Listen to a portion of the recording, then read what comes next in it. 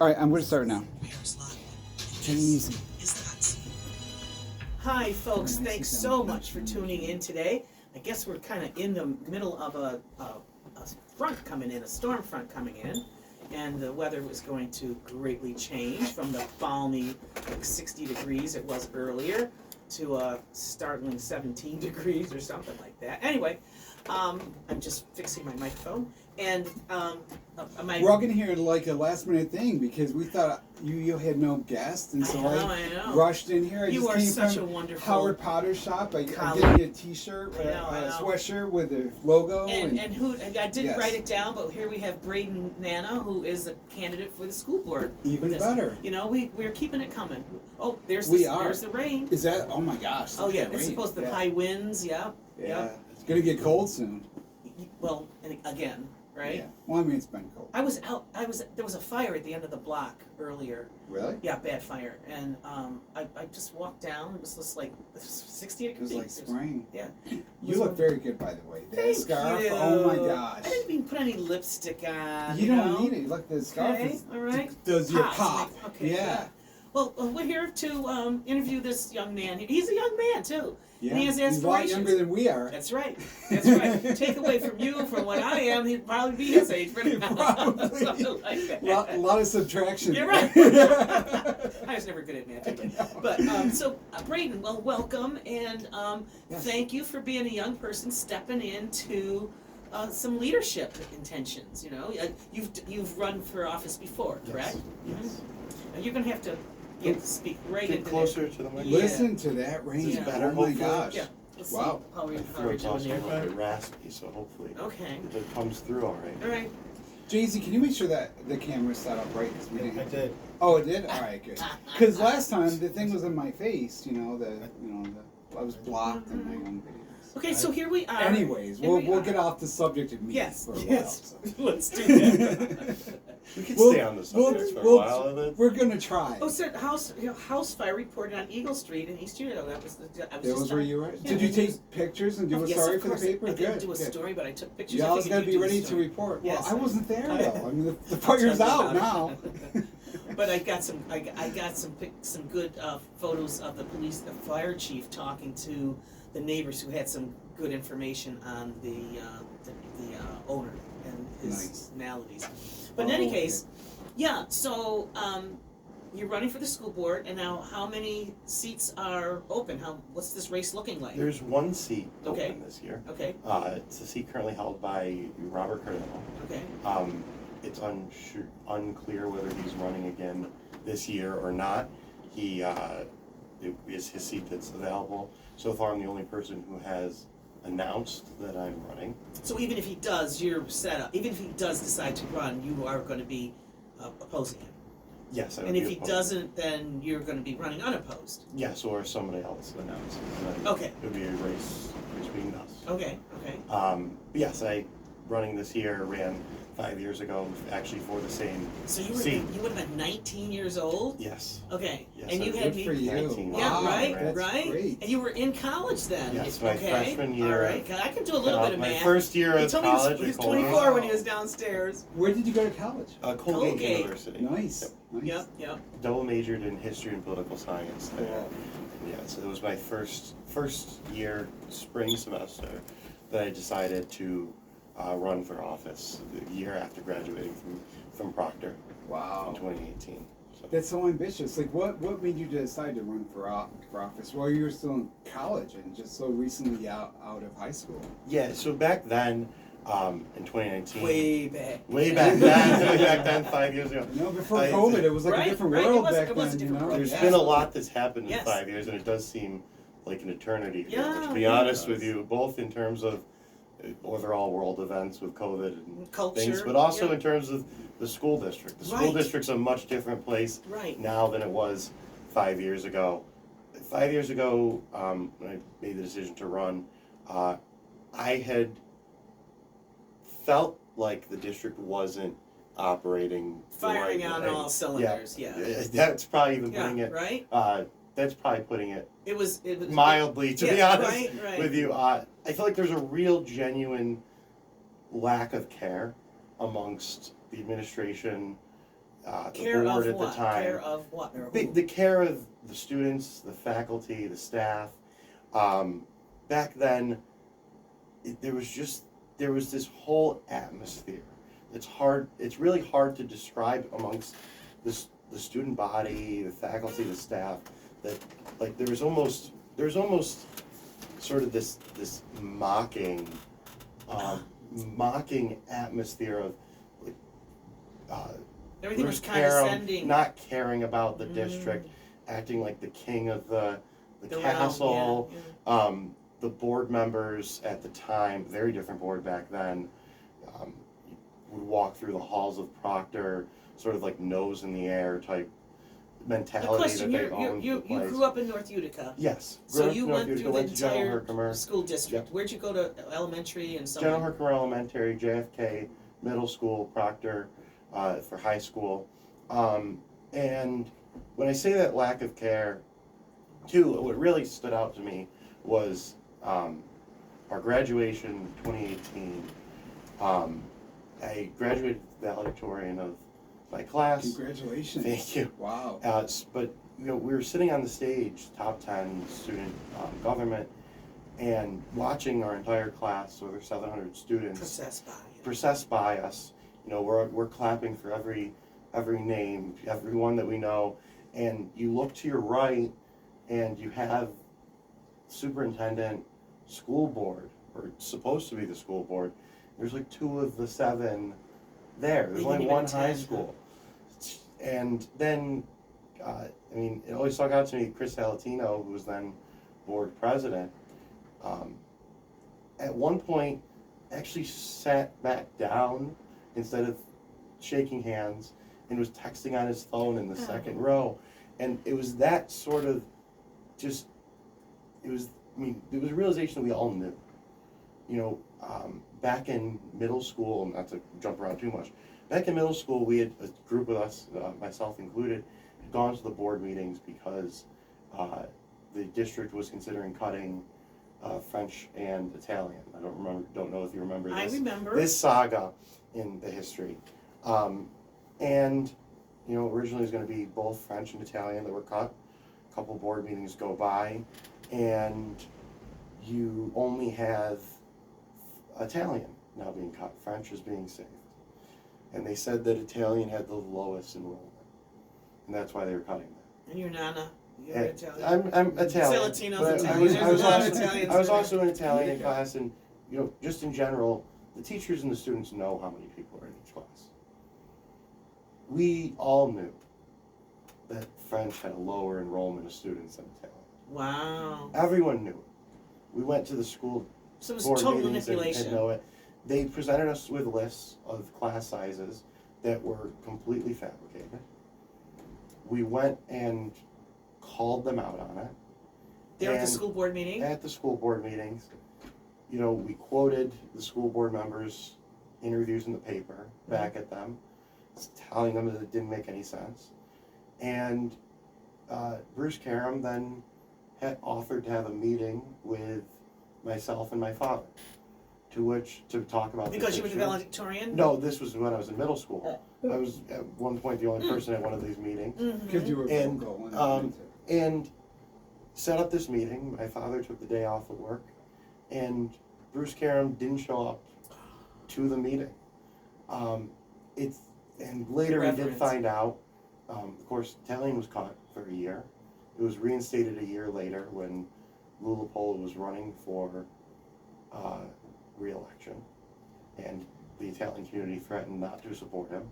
If he Of course, reinstated Italian it. was Reinstated. reinstated at that time, and it was also the realization there was a rumor that went around, allegation, we'll say allegedly, that Chris Salatino's daughter had failed an Italian class, and the teacher that had failed her was the lowest seniority teacher and would lose their job if Italian was cut. Whether that's true or not, I'm not going to go into that, but that was the rumor at the time, and Italian was immediately reinstated, but the year after, that teacher had to get their job. They had to be offered. But he didn't show up for the meeting. No, it's this sort of lack of care that I was talking about that really motivated me to run, along with sort of the economics of the district. When I say that, it had 2019 was the year that the New York State audit came out. Is that the one where they found that was $400,000 of with like loose change, they call it, or something? $400,000 of funds that there was no paper trail. Yeah, and they said chump change, or this was much nickels worse. and dimes. It was nickels and dimes. Yeah, it was But much worse than people thought. I have a question. I have a question. Were you in student government when you were? I was not in student. Okay. When I was in Proctor, I was not in Okay, student government. but so this contingent of you and the other students. We were just Italian we were Italian and French students. Okay. Originally, there was several French students who probably a group of a dozen of us. And who they went bailed to the after French was No, saved? they no. To their credit, they stayed on Okay. and said that it wasn't. They It wasn't continue right. to support. Yeah, you. eventually it was just a couple of us who ended up once the matter was rested and they were definitely cutting Italian, there was a couple of us who persisted in going to the meetings to continue calling it out. Well, I have which was then when the meeting was pro-offered and accepted. All right, brokered for you and Yes. your dad, and then he blew you off. Yes. Right. So I have kind of a little side tangent, because I was in student government when I was in high school, and we had a problem. It was in student leadership that we were the austerity budget. We had all these cuts that were going to be, that were actually underway. It was Whitesboro, right? It was Whitesboro, Yep, right? 1960s. Yeah, and so a contingent of us got together and went to the school board meeting. They wouldn't even let us speak. In the 60s, you didn't even get to speak. They totally dismissed us. And dismissed and then disrespect, because I think that's the word you're talking about, disrespect, and so that's what kind of spurred me to do what I did, which was respond with the first nonviolent civil disobedience in Oneida County. Walked out of high school in 1967, something like that. I think it was 1967. So yeah, that's the students having the audacity to go show up. How dare you? Challenge, But okay, so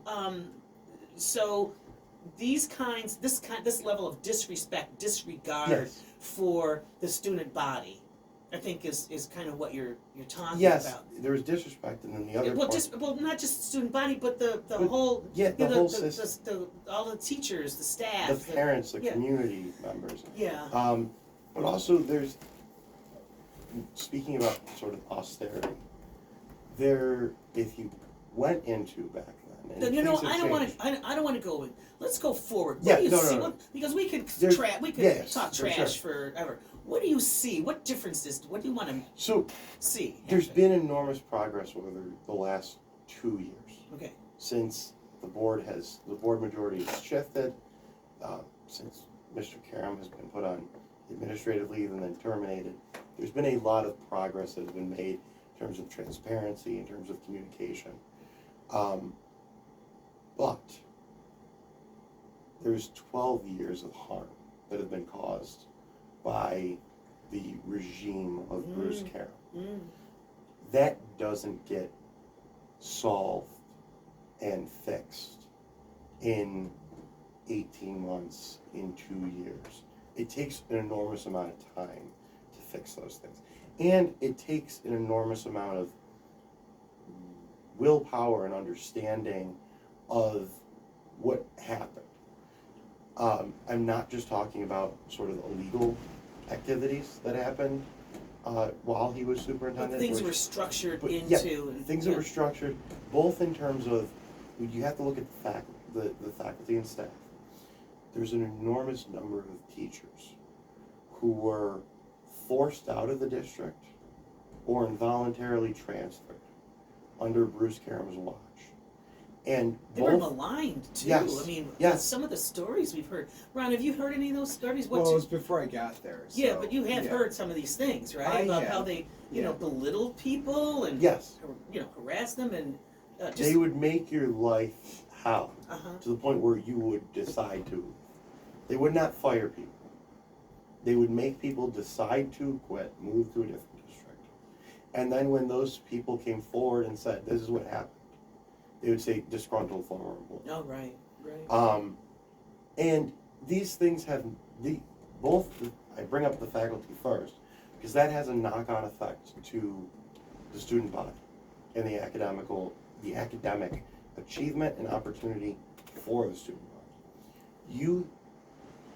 He targeted people who knew what they were doing, who knew their jobs inside and out. People who asked questions about how things were operating, he did not want them in any position. So anybody was into numbers and budgets, that sort of thing. Department heads getting removed. Really good guidance counselors being forced from the high school to the middle school. Teachers. Well, you need them. You really need going these into people college. You need that kind of high school to that's where it matters the most to me. Yeah.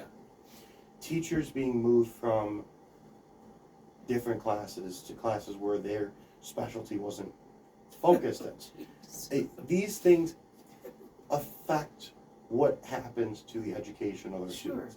But also, you look at the policies towards student education, starting from code of conduct to what classes are being offered in high school.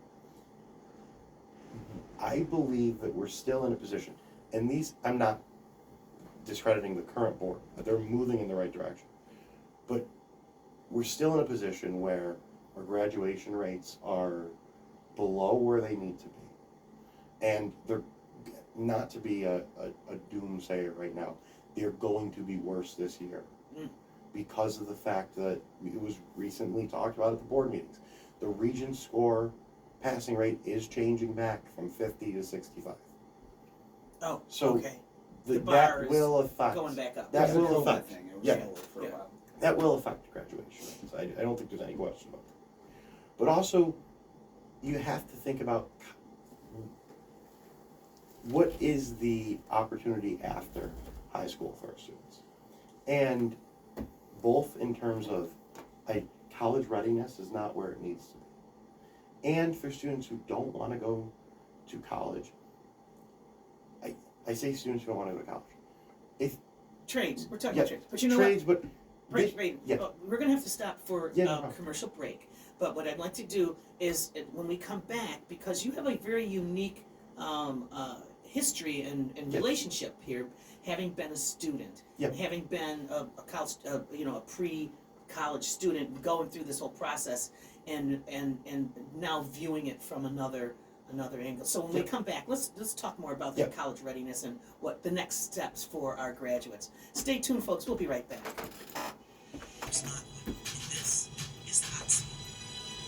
Hi, folks. I'm back with Braedon Nanna and also Ron Kloppenstein, who has a little break for us. I do. I actually broke us off the air for a moment when I knocked off the plug, but all right. we're back on. So sorry, I'm working on a story. It's going to be actually a photo essay. I don't really have time to write a whole story about this, but last night, after I taught my class at Utica College, I stopped in on the dress rehearsal for Alice in Wonderland. Took a bunch of great pictures of the cast in costume, full dress rehearsal. You took some good pictures, did you? Oh my gosh! And I gotta tell you, this show's gonna be amazing. Okay. The sets alone are incredible. The costumes are incredible. It's music. I love theater. It's dancing. Yeah, and it's like super interactive for the kids. Like when kids go to see the show, they're gonna give them a pack with like a teacup, and they have to like a white rose that they have to color red when the queen gets all mad. And there's some other things that they get to do. Okay. Yeah, it's very interactive. And what's great about it is they've approached it in such an immersive way, because this was a dress rehearsal, so I got to see what it's going to be like. In the cast, they come up walking. They do the thing where they come up through the aisles and all the playing cards that get knocked down, and the actress who plays the queen, oh my gosh, she has that grumpy, funny, comical, over the top style. Well, when is the show and how much does it cost? So let me put my glasses on here for a minute here. So the show will be, it's this weekend. It starts on Friday, March 1st, It'll be at 1 p.m. in the afternoon, so you can go in the afternoon. Matinee. Yep, 7 p.m. On Saturday, the same thing, Saturday, March 2nd, 1 p.m. and 7 p.m. On Sunday, it's only at 1. But this is a show that you really have got to come and see this show. Sounds Because like fun. Utica College, I love to write about them because I work there. I love that place. The theater department does amazing work. And every show that they do, I think it's better than the one before it. And Is that this Rachel one, Wolf?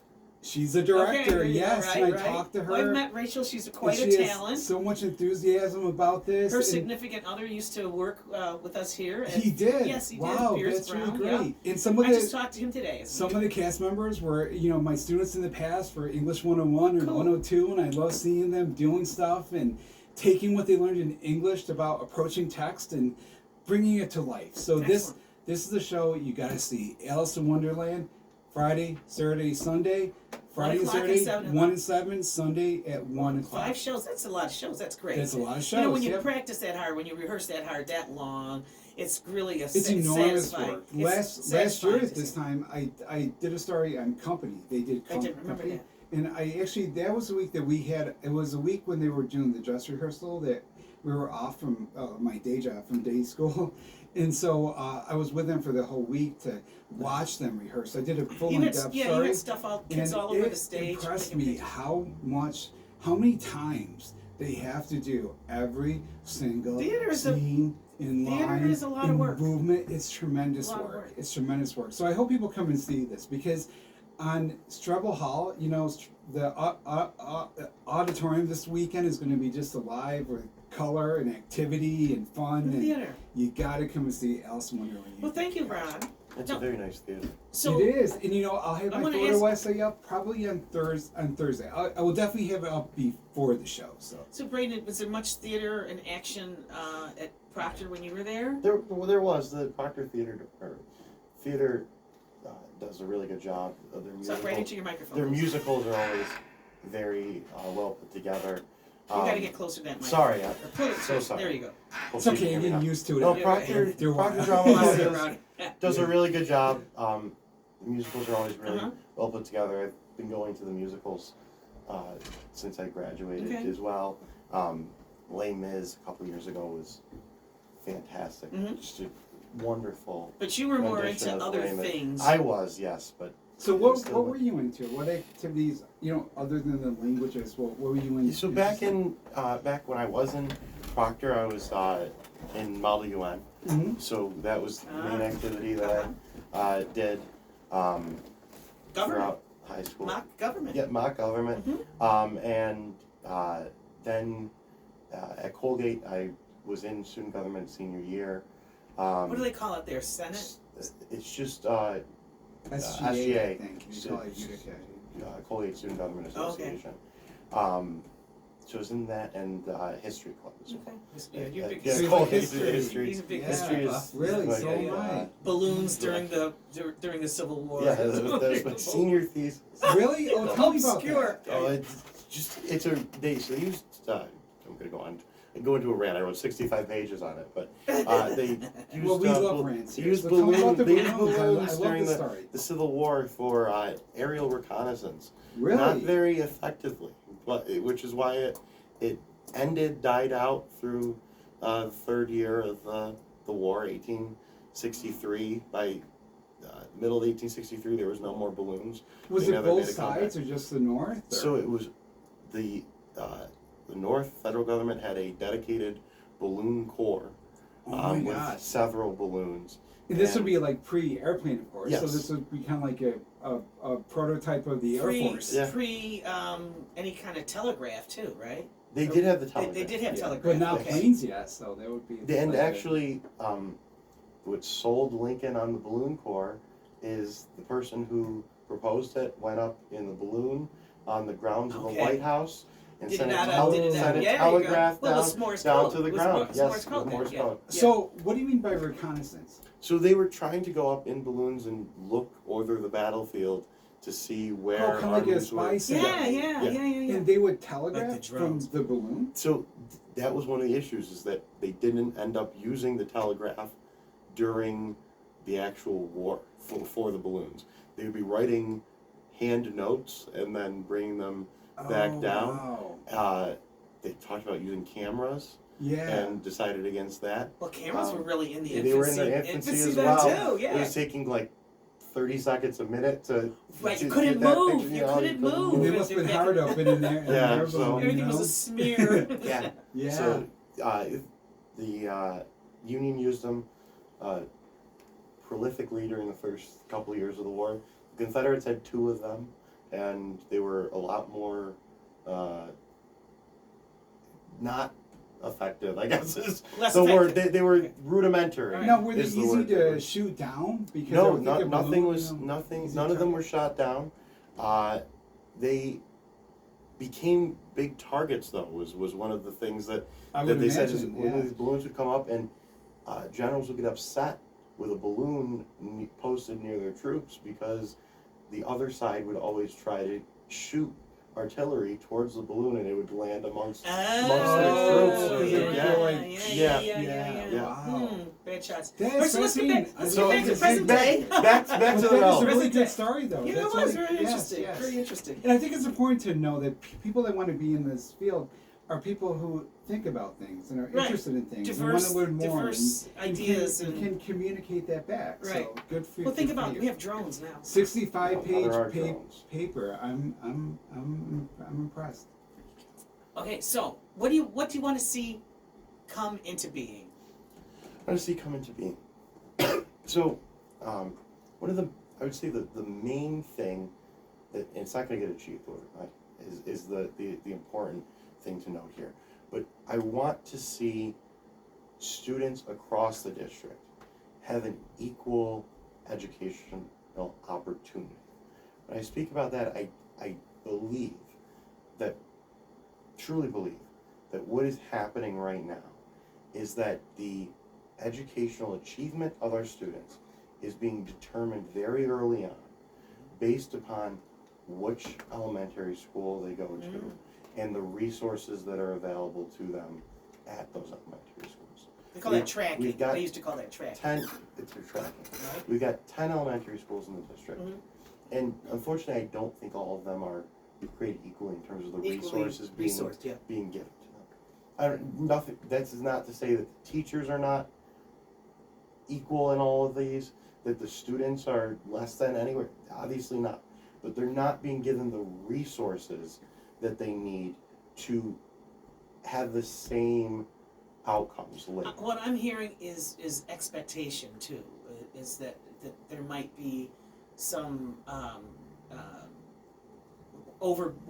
overriding sense of I don't know, inadequacy or something coming from that school. You're not as good as coming from another school, or is that? I don't know if that's necessarily. Doesn't that get sorted out I in think- middle school? I don't think it does. Okay. And the reason I don't think it does is because the sort of proficiency rates in elementary school grades have, I keep using the word knock on, the terminology knock on, but they have lasting effects down the road. If at a first or a second or a third grade level, students are still not able to recognize letter sounds, are not able to read on grade level, that holds them back Sure. from being able to achieve in later grades, which then has an effect when they get in middle school and high school of what kinds of classes they're being placed in. You have a very different feel in Proctor, whether you're in an advanced AP class compared to sort of regular ed, compared to special education classes.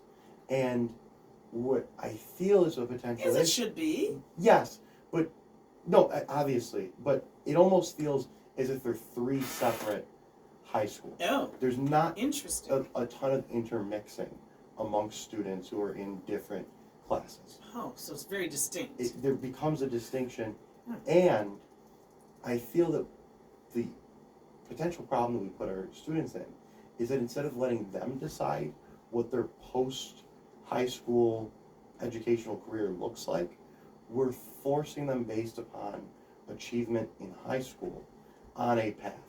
Which is based on their achievement in middle school, which based they on do. their achievement in elementary school. So it's not about preconception here. It's not necessarily about preconception. It's about,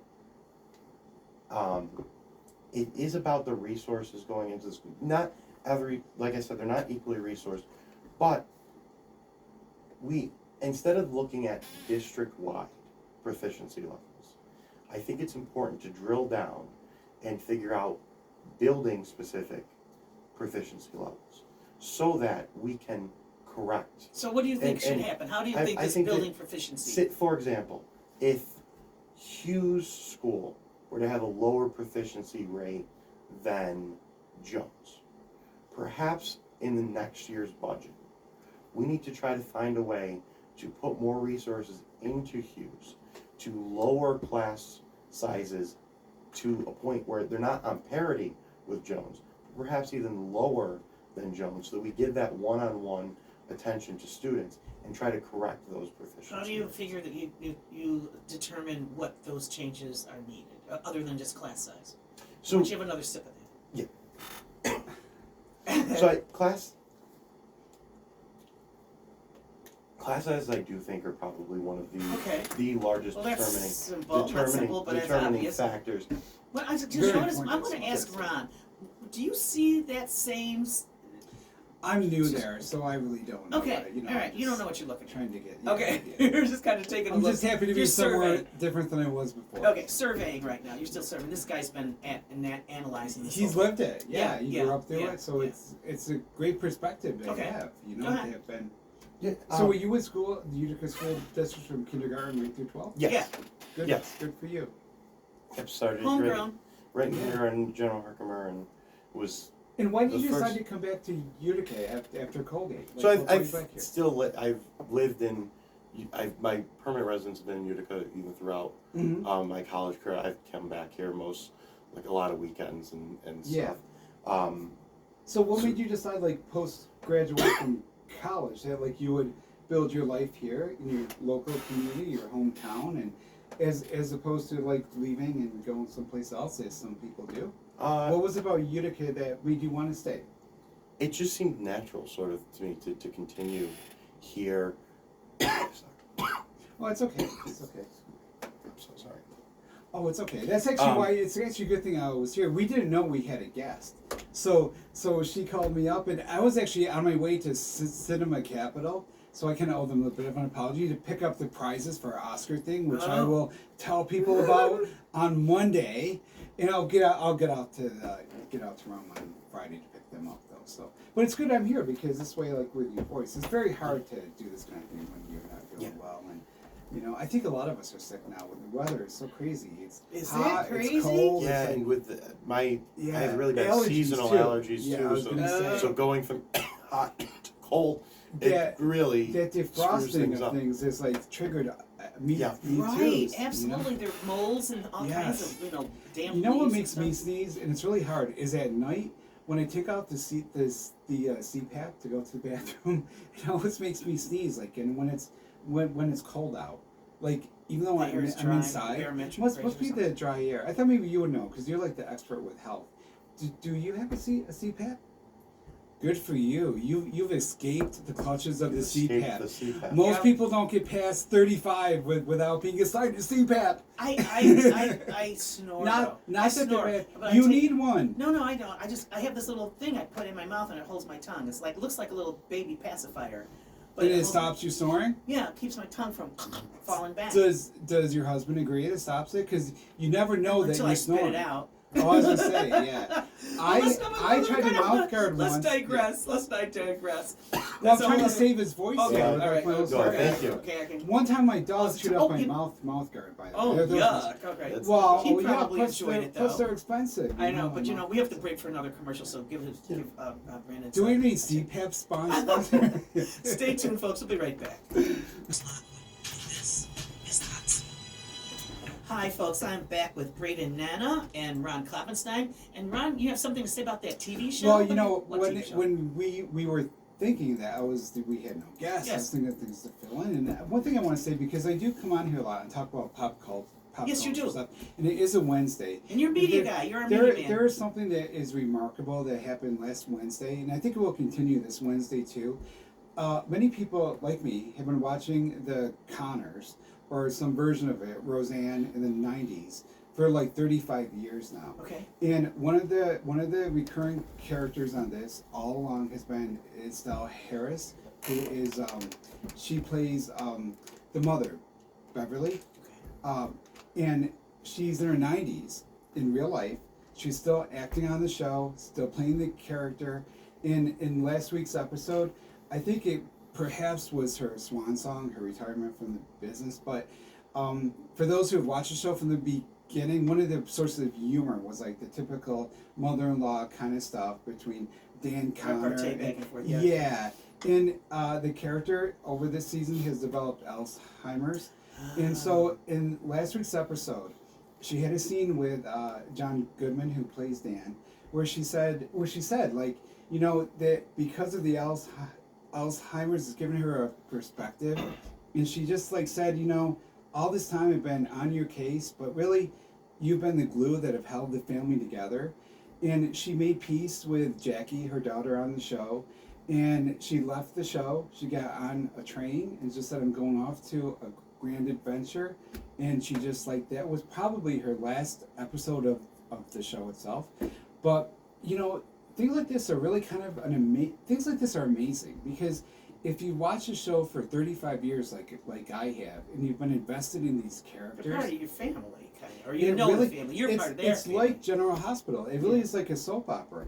And, you know, I think it's also pretty amazing, like, because, you know, I'm 55, and you get older, and you see, like, people, this woman is in her 90s, and she is still doing it, you know, bringing the performances and acting, a national TV show, and giving great performances and stuff. And I just want to say, like, for people maybe who have, like, checked out of the Connors, or maybe didn't watch it when it was rebooted or were turned off by Roseanne Barr's, like, descent into insanity, this is still a really great show. It's on ABC. It's on 8 o'clock on Wednesday nights, and you know, just check in with the Connors, and if you're stay not tuned listening, for if you're not Abbott listening to Elementary too, which is Abbott another Elementary good show fun, too. but if you're not listening to Lou Santa Croce, because that's the same time. Oh, is that when he's on too? Well, you know, there's Hulu, but what I direct want on to say demand. though, You know, in popular culture, what happened to was Robin, not Robin Williams, the black female TV star. oh, who's Wendy got- Williams has Wendy Williams. yeah. Now in this Dementia. case, I'm just saying the actress but herself is okay, but these the kinds character, of these kinds of cognitive declines are now becoming very public. They were hush hush, and you know, they're Bruce also becoming Willis. a bit common too, which is kind of scary. Well, I think and they've been common, but just you know, they're it hitting just- younger too, yeah. which is, you know. But so, anyway, and actually on Dee Dee in the Morning, they've been, which is our morning show. talking about Wendy and Randy documentary and Williams. stuff. Yeah, so it's very sad. But you know, Sad. TV is an important art form, and there really is a lot we can learn from this, and there's a lot to appreciate with TV. So I'm just glad I got to get that little plug in. Well, I think there's also a lot Connors. to appreciate for a young man to jump in again and again and be determined to make a difference in his local. And now he's rested his voice, so let's let's right. hear more from you How about that, about your big plans, and why are you committed to like you know, to like giving of your time, because this would be a volunteer position Yes. too, and a big chunk of time too. Like, what is it about you that makes you decide that like you want to give back and you're willing to give back a significant portion of your time to serve? So, one of the things I always took real exception to the first time that I ran in 2019. In 2019, I was much more critical of the district because There was a lot more to criticize. There's a lot more to criticize. Now I do think progress is really being made. There's other things that I'd like to see improved. But back in 2019, every time you would make a criticism or say, I think we need to do this, there would be this charge leveled. If I said, I dislike... Retribution, there would be it would consequences. Well, there's that, but if I said, I don't think Bruce Cameron's a good superintendent, there'd be this charge level of, why do you hate the district? Oh, And immediate association with you. they would say, why do you hate the district? And it's exactly the opposite. The reason that I'm running that I ran 5 years ago and that I'm running now is because I do love this district. This district has given me an enormous amount. I credit this district, my teachers, my classmates, the community, for getting me to the position that I am. What position are you in? What do you do? What's your in terms job? of getting into Colgate What's your graduate. job? Right now I'm a paralegal assistant with the county attorney's office. Okay, all right. But yet, I credit the. So you got your law degree? No, I don't No? have a Okay. Paralegal. Paralegal. So Okay. not a. You haven't sat for the bar? No. Are you planning No. on doing that? Well, I have to go to law school first before you can do that. Well, you don't really have to. There's also It's the option in New York advised. State Yeah, of yeah. you can go to law school for 1 year and then clerk for 3 years and Okay. then sit for the bar. But and that's something potentially down the road that I'm interested in. But yeah, no, I absolutely love this district. I adore this district. I credit this district for Your success. for my success, and I want to give back to this district to contribute to the success of future generations and of the students that are there now. So, yeah, that's the motivation, is to try to make sure that this is the best district that it can be, and by extension to create a better city for everyone. And So ultimately, you're obviously a team player. and to make sure that this district works for everyone, that it doesn't it doesn't work for some of our students, it doesn't work for just students in AP classes, it works for every student. So what drew you into the legal field? What is about the legal field that interests you? Was that something that you were interested in high school and middle school? And, I you know? probably decided in middle school, well, I should say that kind of, I remember, slightly tangent here, but in high school I was debating between, do I want to go into a field that's legal related?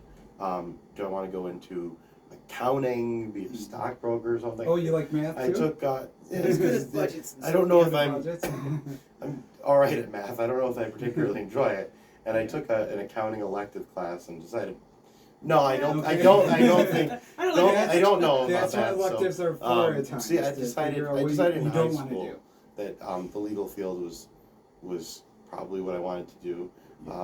In college, I was tempted by the idea of perhaps going down the history field and becoming a professor. Yeah. Was told by my advisor, the field is not where you want it to be right now. Yeah. If I were you, I wouldn't do that. So So I here have a not question. doing it. Okay, so there's a lot of you have a sense of this inequity when it comes to the different elementary schools. What about the impacts of lead? Because and because you have we're talking about just the location Yep. and living in poverty, maybe generational poverty. Maybe these are not, the housing situations aren't as healthy, the environments aren't as healthy, and testing for lead is something that it can really make a difference if you can catch it early enough. If you determine that a child is lead poisoned. Yep. So, and that's a big factor around here that's really not sufficiently addressed. What do you have to say about that? It's not a field that I am an expert in. I don't know. When I say not an expert, I'm not at all fluent really in the lead issue. I do remember going to some of the mayoral debates though, and I thought both Celeste Friend and Mike Galimi had a really good discussion about the effects of lead on our children especially. They also talked about it on our elderly throughout the community, but especially on our children. I'm hoping that with changing administration, we're going to see more lead-based testing and things. But where I do want to go with this is one of the biggest things that I think as a district we need is I think we need a revamping of the board committee system. Okay. We need to have committees that are really doing specialized research and discussion into different issues and having community involvement in those discussion. And how would you restructure the committees? Where are they now? What do you see them become? Just in general, the committees are not public. Oh. Currently. Oh. Are they ad hoc? They are advisory committees of the board. The board decides their makeup and membership, and they meet behind closed doors. I am a wholehearted proponent of having public board committees that report whatever the topic is. They report on the topic, but also they have meetings that are public. They have a public notice of when they're going to meet.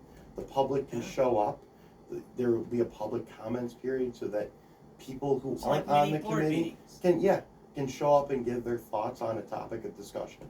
But also, the board's only meeting once a month. I was going to say, but that's awful cumbersome if you have a lot of, if you're going to get action accomplished, to have a lot of people inputting on the work of the committee. Yeah, but these committees don't, these committees can take up whatever topic they want. In terms of, you can have a committee on secondary education, a committee on primary education. And during the month of November's meeting, the topic that's being discussed might be ELA proficiency on the 4th grade exam. Whatever these topics are. And you're going to have public meetings where people can give feedback, but you're also going to have focus groups and research groups that are tasked by the committee, non-membership of the board, but membership on the committees, that can then be tasked with, we need you to go out, research this particular topic. Maybe it's figuring out what the lead levels are in the pipes of our different schools. Committee's doing that already. So you have a model? Do you have a model for this that's existing somewhere else, or is this something you just came up with? This is something that I mostly came up with, but this is also the way in which different levels of government work. I mean, state and federal governments work in these committees. I know, but a school board is I understand that, assembly. but you're not going to have, instead of having membership committees of just the members of the legislature, which is what happens at the state or federal level. Instead, you're going to say, okay, we're going to look, who are people in the community who might have expertise in a certain topic area. And then you're going to task a focus group of 5 people with, over the next 6 months, we want you to write a report on this issue, report back to the committee. So like you would bring in the lead poisoning committee, because there's, Utica County has, spent money, and so you would bring them and have them be a part of a report to the committee. Well, not necessarily the report. When these committees exist on different municipal levels, so they exist on the Utica County level, you would reach out to them and say, we need to know what effects this is having on our school. Can you write us a report or do a presentation to our committee about what's going on here so that we can focus policy on adapting and changing? All right, so you want to go into the school board and kind of restructure it. Restructure the function. I would say kind of restructure is a good word. They do have committees. The committees meet a lot, but not publicly. Okay. I think it's important. That's, unless you're talking to board members or really going to the meetings and hearing, well, we met 3 times and talked about these things and we had a really good meeting, you aren't seeing the results of what's happening. I think it's important for the public to see that these discussions are happening, to see what questions are being asked, so that they know what the process is, and they can have faith. Confidence, They can have confidence that things are being done to address things that they believe are. Who are some of the teachers that inspired you when you were in school? Maybe I work with some of them, because you seem like a person who's questioning and confident, and you must have had some really great classes that you took, and I'm wondering, like, what teachers particularly stick out in your mind as really effective, and what qualities did they have and bring to the classroom that you thought that worked well with you and with your education? Yeah, I think the a lot of my AP teachers, I will say, were really influential in shaping the way in which I thought about things, especially my AP Euro teacher. And it's both. And who was that? Mrs. Mullen over at Proctor. It's nice to give But, a shot. yeah, a shot. I also am like, oh, I don't know Clemens if from the they, fifth grade. I don't know if they want to. But it's both the way in which I will say just as important is the way in which they teach Ray, classes, lean right in teach there. classes, and homework assignments and different things that they get. It's also how they engage with students, not just as a teacher, but as a mentor and as a sort of greater school community member. Mhm. And, we had a lot of teachers where we went and had our lunch in their classrooms Yeah. when they had free periods, and we were just like with a bunch of classmates with them, just having like You were in free AP discussions. classes Yeah. too, right? Yes, Yeah. but I Well, will that say, happens with I will every say level too. Okay. It's that's like- not. No, I was just checking. Students do that That's with one of me the too. things that's not just distinct Right. amongst Okay. AP teachers, especially Yeah. you see a lot of teachers within the school that have, and this is going to sound wrong, but they almost have like cult followings amongst Oh, the we know students. what that's like. The students, that students are going up to teachers that they had and going, hey, how's like just treating. They're treating them almost as friends. Right, in and they the want to school tell the district. teachers how they're Yeah. doing now and they're doing well, and Yeah. they know Okay, that so, they care okay, so, about them and so stuff. we only have a few more minutes left, Braedon. and we got to talk a little bit about my Oscar All right, thing okay. too. Because so where is your area? Where's your region? Are you like at large? You're campaigning. All of the school board seats are. Okay, and so where are you focusing? Where should people expect to see you? Or are you going to have rallies? How are you So- handling your campaign? Right now, you can go to a Facebook page, Braedon Nanna for Utica Schools. Braedon Nanna for you. And we can put that. Okay. I'll put that in. Okay. Yeah, I story can give for you so, yeah. All of your post- way to connect. Yeah. I'm planning on having a website up hopefully within the next week. But one of the things that I think is important and that I want to start now, but also want to continue if I am elected to the board, is I think the idea of having sort of town hall discussions it's an important community resource, so that you can engage directly with people, hear their concerns, and also let them hear where your thoughts on issues are. So If they care, because from what I understand, once they get onto the school board, their attitude changes.